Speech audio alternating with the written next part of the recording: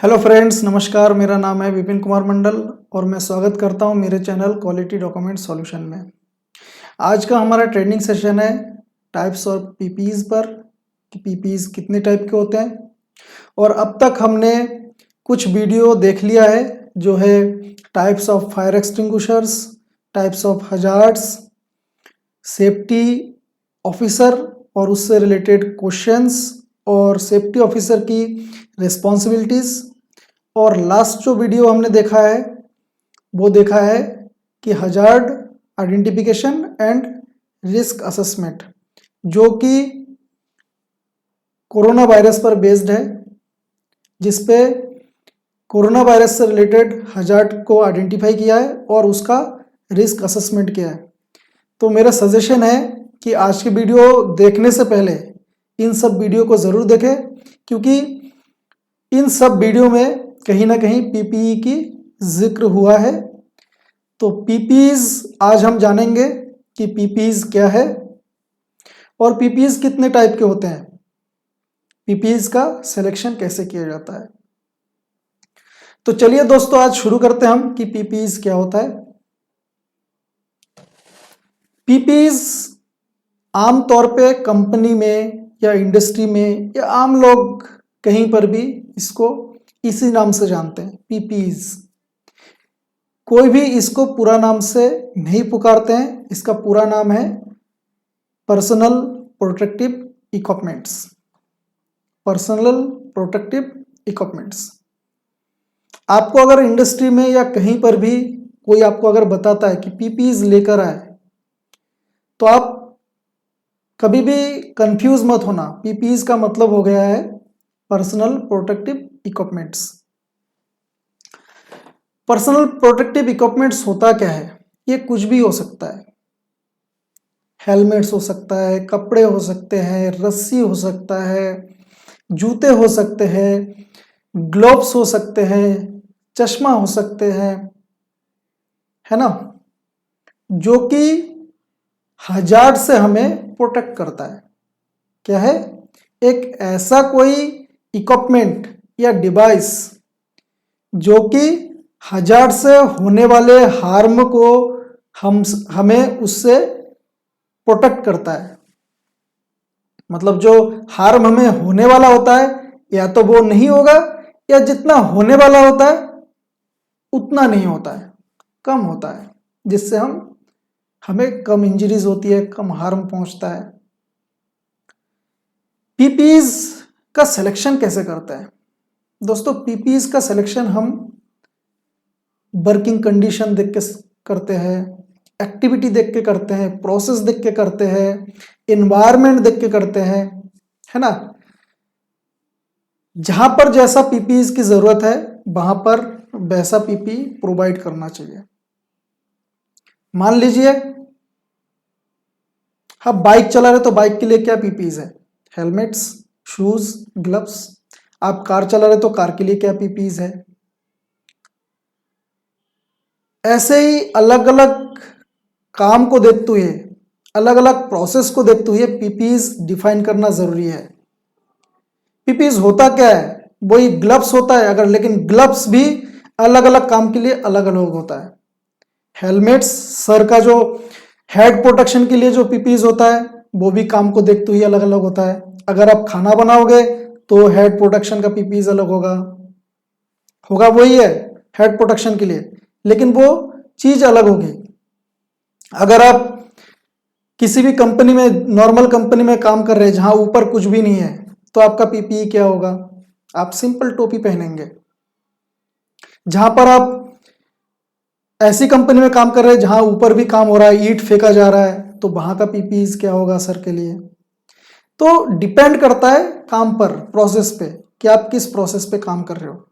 ऐसे ही मैं अगर ग्लव्स का एग्जांपल दूं, अगर आप लकड़ी का काम कर रहे हो तो ग्लव्स अलग होगा।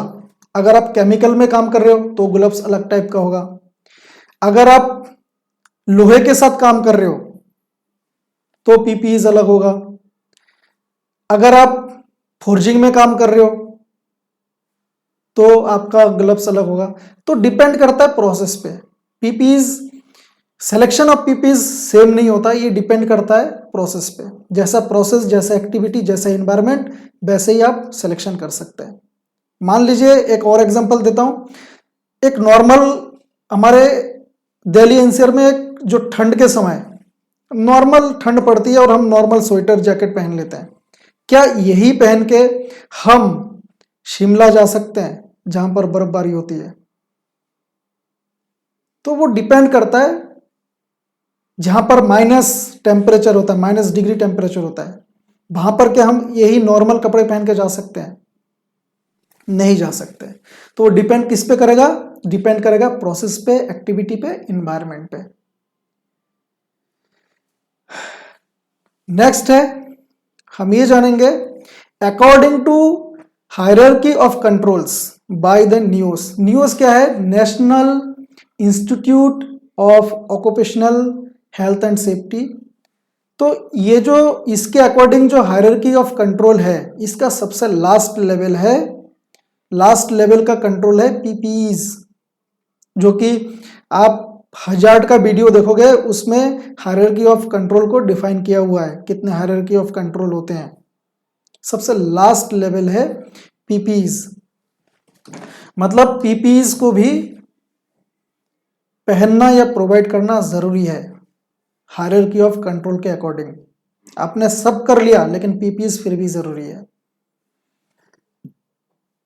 पीपीईज हमें क्या करता है? पीपीईज इंजरीज, इलनेस और जो भी फेटल इंजरीज वगैरह होती है वो होने से हमें प्रोटेक्ट करती है या फिर प्रिवेंट करती है।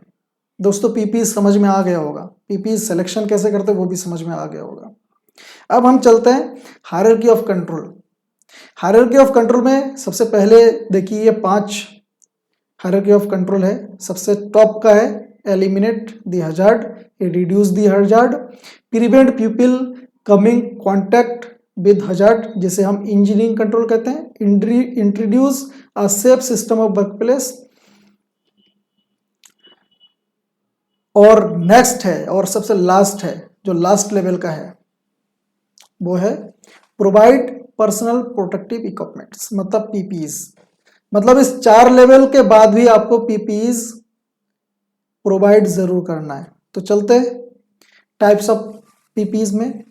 दोस्तों as per iOS PPEs 8 types के होते हैं, जिसमें सबसे पहला है हेड प्रोटेक्शन, जो हमें सर को प्रोटेक्ट करता है। हैंड प्रोटेक्शन, जो हैंड को प्रोटेक्ट करता है। आई और फेस प्रोटेक्शन, ये पूरा। रिस्पायरेटरी प्रोटेक्शन, मतलब मास्क वगैरह इसके अंदर आता है। हियरिंग प्रोटेक्शन, कान को प्रोटेक्ट करता है। फुट प्रोटेक्शन, मतलब हमारे पैर को प्रोटेक्ट करता है। बॉडी प्रोटेक्शन, फुल बॉडी को प्रोटेक्ट करता है। और हाइट एंड एक्सेस प्रोटेक्शन, मतलब हम अगर हाइट पे काम करते हैं उस समय क्या प्रोटेक्शन है। तो ये पीपीईज 8 टाइप्स के होते हैं। अब जानते हैं पीपीईज को अच्छी तरह से डिटेल में। सबसे पहला है हेड प्रोटेक्शन। हेड प्रोटेक्शन कहां पर यूज होता है? जहां पर जिस ऑर्गेनाइजेशन में या जिस वर्क प्लेस में कोई भी चीज ऊपर स्विंग कर रहा है, झूला झूल रहा है, या फिर मान लो फैन चल रहा है, या फिर बड़े बड़े पार्ट्स इधर उधर हो रहा है, या मटेरियल ऊपर से इधर उधर कर रहे हैं, तो उस समय हमें हेड प्रोटेक्शन पहनने की जरूरत है। हेड प्रोटेक्शन हमारे सर को प्रोटेक्ट करता है।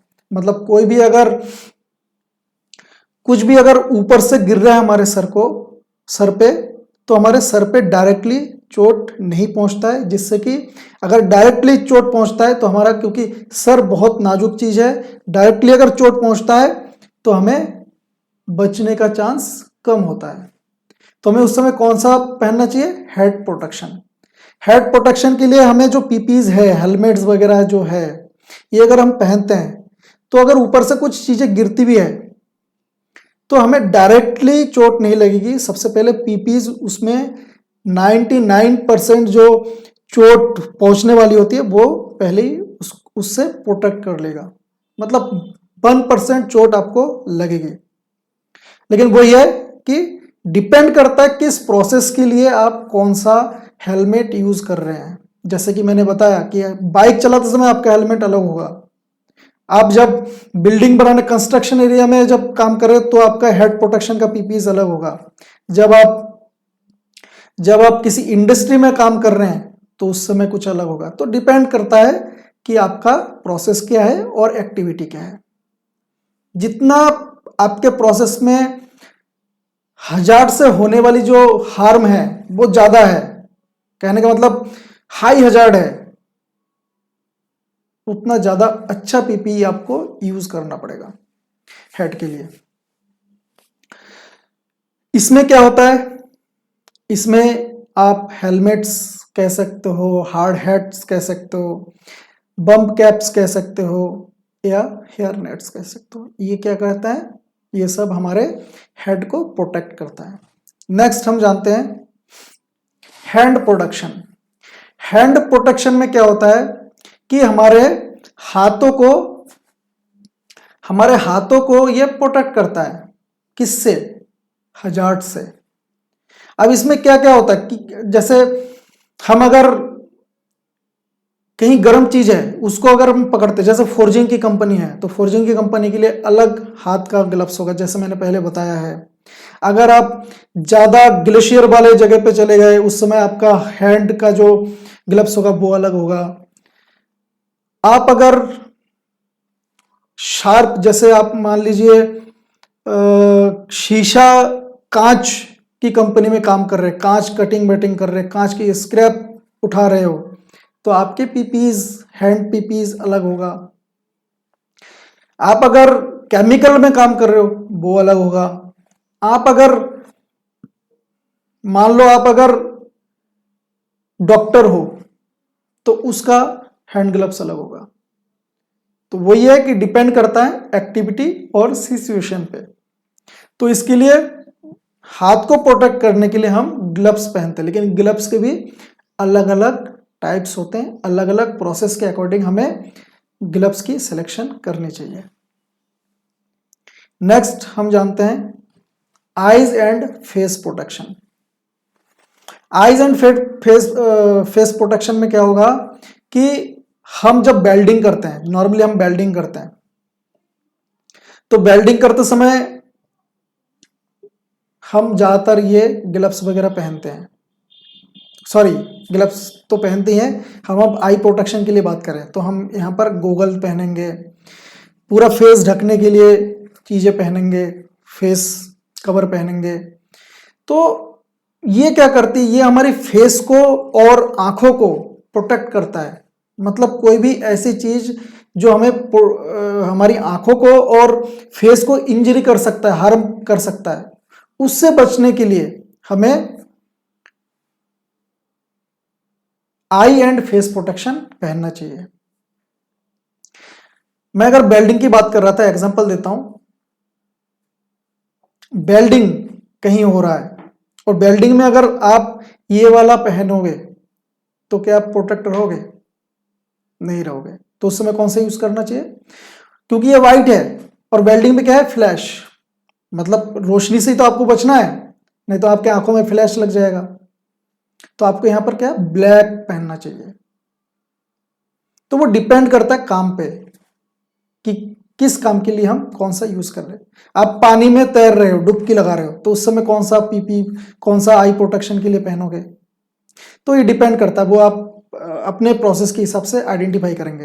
Actually eyes and face protection का मेनली काम होता है कि हमारे फेस और आईज को प्रोटेक्ट करना। इसमें क्या होता है, सेफ्टी ग्लास गोगल्स भी हो सकता है, आई एंड फेस शील्ड भी हो सकता है, ओवर स्पेक्स हो सकता है और बिस्टर्स भी हो सकता है। नेक्स्ट हम जानते हैं रेस्पिरेटरी प्रोटेक्शन। जो हम श्वास लेते हैं और उससे कोई भी वायरस, डस्ट, बैक्टीरिया हमारे अंदर पहुंच सकती है, उससे बचाने के लिए, उससे प्रोटेक्ट करने के लिए हम respiratory protection type PPs use करते हैं। इसमें आप मास्क पहन सकते हो। ये सारी चीजें, ये सब क्या है, रिस्पायरेटरी प्रोटेक्शन सिस्टम। इसके लिए भी अलग अलग है। आप अगर डॉक्टर हो तो आपका नोज मास्क अलग होगा। आप अगर तैराक हो, मतलब पानी में काम करते हो, तो उसके लिए आपका रिस्पायरेटरी प्रोटेक्शन अलग होगा। आप अगर वहां जा रहे हैं बहुत ज़्यादा जहां पर ऑक्सीजन नहीं है, तो वहां के लिए अलग होगा। तो ये डिपेंड करता है कि कौन से प्रोसेस में और कौन से एक्टिविटी में आप काम कर रहे हैं, उसके हिसाब से ही इसका सिलेक्शन होगा। Next, hearing protection. ये भी डिपेंड करता है कि आपके यहाँ पे साउंड लेवल कौन सा है। जैसा साउंड लेवल है वैसा हियरिंग प्रोटेक्शन आपको खरीदना पड़ेगा। अब ये क्या होता है, हियरिंग प्रोटेक्शन हमारे नॉइज पॉल्यूशन जो है, आप कह सकते हो नॉइज पॉल्यूशन जो है, उससे प्रोटेक्ट करता है। मतलब ज़्यादा हाई लेवल होती है तो हमें उस समय hearing protection type PPs use करना चाहिए, जिसमें एयर प्लेक्स हो गया, नॉइज मीटर्स हो गया, कम्युनिकेशन सेट्स हो गया और एक्यूसाइट फोम भी हो सकता है। ये भी डिपेंड करता है किस लेवल का साउंड है। नेक्स्ट है फुट प्रोटेक्शन। फुट प्रोटेक्शन नाम सुन के पता चल रहा है, फुट मतलब पैर और पैर को प्रोटेक्ट करने वाला। तो फुट प्रोटेक्शन के लिए क्या होगा, जूते हो गए, है ना, तो सेफ्टी शूज हो गए। तो ये क्या होता है, ये हमारे फुट को प्रोटेक्ट करता है। मतलब फुट को होने वाले जो हार्म है उससे हमें प्रोटेक्ट करता है। जैसे आप अगर कांच की कंपनी में काम कर रहे हो तो वहाँ का जो सेफ्टी शूज होगा वो अलग होगा। आप अगर केमिकल में काम कर रहे हो तो आपका सेफ्टी शूज अलग होगा। अगर आप लोहे लक्कड़ में काम कर रहे हो तो आपका सेफ्टी शूज अलग होगा। आप अगर बहुत ज़्यादा हीट है जिस कंपनी में वहाँ पर काम कर रहे हो तो आपका सेफ्टी शूज अलग होगा। ये भी डिसाइड आपको ही करना पड़ेगा कि किस प्रोसेस के लिए कौन सा सेफ्टी शूज यूज करना है। नेक्स्ट है बॉडी प्रोटेक्शन। ये हमें क्या करता है बॉडी प्रोटेक्शन, ये भी हमें केमिकल से बचाता, प्रोटेक्ट करता है, या वायरस से प्रोटेक्ट करता है, बैक्टीरिया से प्रोटेक्ट करता है, गर्मी से प्रोटेक्ट करता है। जैसे इसमें क्या क्या यूज करते हैं, लाइफ जैकेट। आप अगर बोट में जाते हो या फिर शिप में जाते हो तो आपको ये लाइफ जैकेट पहनना पड़ता है, तो वहां पर ये काम आता है। Clothing for specific weather condition. मैंने जैसे पहले कहा है कि आप यहाँ पर ठंड में कौन से कपड़े पहनोगे, और जहाँ बहुत -डिग्री में टेम्परेचर है वहाँ पर क्या पहनोगे। हाई विजिबिलिटी क्लोथिंग, रात को विजिबल दिखने के लिए आप कौन से कपड़े पहनोगे। एप्रन्स हो गए, वेल्डिंग के टाइम आप कौन से एप्रन्स पहनोगे। हार्नेस एंड अदर, ये सारी क्या है, बॉडी प्रोटेक्शन की पीपीज है। नेक्स्ट है हाइट एंड एक्सेस प्रोटेक्शन। जब आप कभी भी एक्सेप्टेबल हाइट से ज्यादा ऊपर काम करेंगे तो आपको ये प्रोटेक्शन पीपीज पहनना पड़ेगा। इसमें क्या क्या है कि ये पीपीज करता क्या है, आपको कहीं से भी गिरने से बचाता है। जैसे एयर सिस्टम हो गया, बॉडी हार्नेस हो गया, लोअरिंग हार्नेस हो गया, रेस्क्यू लिफ्टिंग हो गया, एनर्जी एब्जॉर्बर्स हो गए। ये सब क्या है, ये हाइट एंड एक्सेस प्रोटेक्शन है। दोस्तों ये थे 8 हमारा पीपीज, 8 टाइप्स के पीपीज। अब हम जानते हैं कि पीपीज की सिलेक्शन कैसे करें। जैसे मैंने बताया है पहले ही कि पीपीज की सिलेक्शन एक्टिविटी, इन्वायरमेंट और प्रोसेस और वर्क प्लेस को देखकर ही आप करिए। और सेकंड है, सभी पीपीज ISI मार्क होना चाहिए पीपीज पे, और CE मार्किंग जरूर होना चाहिए। किसी किसी कंपनी में मैंने देखा है जहां पर शूज, सेफ्टी शूज पहन रहे हैं लेकिन वो लोकल होते हैं। और मेरे सामने ऐसा एक्सीडेंट भी हुआ है कि लोकल पीपीज पहने हैं और ऊपर से पैर पे एक डाई या टूल गिर गया है तो उसका पीपीज कोई काम नहीं आया, मतलब उसका शूज कोई काम नहीं आया। वो शूज टूट फूट के उसके पैर को नुकसान पहुंच गया। तो ये पीपीज ना पहने। मैंने ऐसी और एक एग्जांपल देता हूं। एक कंपनी में गया था ऑडिट के लिए, वहां पर एक फैन चल रहा था ऊपर, इंडस्ट्रियल फैन, और इंडस्ट्रियल फैन बहुत तेज चलता और भारी होता है। और नीचे एक बंदा काम कर रहा था, लेकिन उस पे हेलमेट तो लगा था, लेकिन हेलमेट लोकल कंपनी का लगा था। अब वो फैन किसी भी तरीके से वहां से खुल के उसके सर पे लगा, और सर पे कम से कम उस हेलमेट को क्रॉस करते हुए कम से कम 1 इंच उसके सर में लग गया, एंट्री हो गई और इंजर्ड हो गया वो बंदा। तो आप कभी भी लोकल पीपीज यूज ना करें। आप देखते होंगे रास्ते में भी एक लोकल हेलमेट होता है, बाइक चलाते समय यूज करते हैं, और एक ओरिजिनल होता है जो ISI मार्क होता है। लोकल वाले का क्या हाल होता है, अगर तो गिर भी जाता है, वो एक्सीडेंट नहीं होता है, अगर गिर भी जाता है तो भी उसके सर में बहुत ज़्यादा चोट लगती है। लेकिन एक अगर ओरिजिनल वाला पहनता है तो बहुत ज़्यादा खतरों को वो आसानी से ऑब्जर्व कर सकता है, टाल सकता है, हमें प्रोटेक्ट कर सकता है। तो हमें ध्यान रखना चाहिए, हमें लोकल चीज़ें नहीं खरीदना चाहिए। जिस पे ISI और CE मार्क ना हो वो हमें नहीं खरीदना चाहिए। हमें ओरिजिनल चीज़ खरीदना चाहिए, क्योंकि ये पीपीज है। अगर पीपीज आप प्रोवाइड कर रहे हो तो अच्छा करिए, और अच्छा आप यूज करिए और सुरक्षित रहो। चलिए अब हम जानते हैं कि पीपीज से रिलेटेड ट्रेनिंग क्या क्या होता है। देखिए, पीपीज को पहनने के लिए सबसे ज्यादा इंपॉर्टेंट है पीपी ट्रेनिंग।